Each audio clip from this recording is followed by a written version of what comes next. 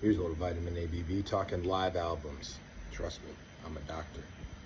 I do truly love live albums, and it's more than just the fact that I wrote a book on Fillmore East. First record I ever bought was Cheap Tricks at Budokan. I was in second grade.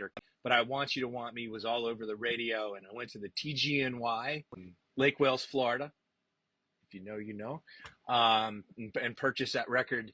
Live records have always been something I loved.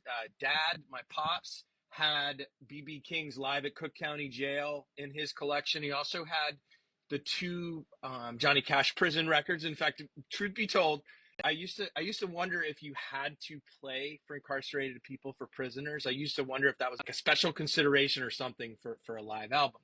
Now, what's really interesting to me, any famous live rock album, particularly in the rock era, are heavily overdubbed in the studio, or are overdubbed in the studio, some heavily so.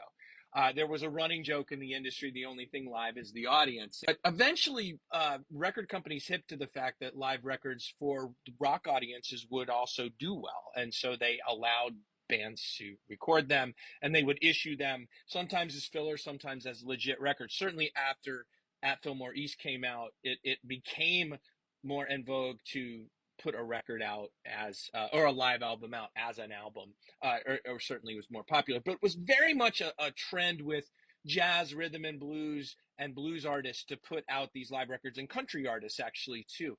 But rock, not so much until the latter part of the 60s, early 1970s, and At Fillmore East really blew it up. But my main point is this, and I don't want you to ever forget this when you listen to that record. Everything on there is first take. There are no overdubs on that album. There are no vocal cleanups. There are no sour notes that are fixed. In fact, I don't even hear any. I'm sure there are some, but not to my ear. That is 100% live album. And we'll talk a little bit more about that in this next video, which is a talk that I gave for a conference that was in Macon, Georgia. Everybody was sitting in Capricorn Studios, everyone but me.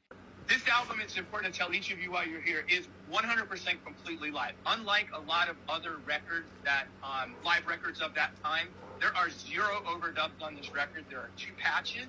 They remove harmonica solo from Stormy Monday, and they patch 2 versions of You Don't Love Me together to make the version that is on the album. 0 overdubs. Everything you hear are the notes that the band played at the moment. And audiences responded.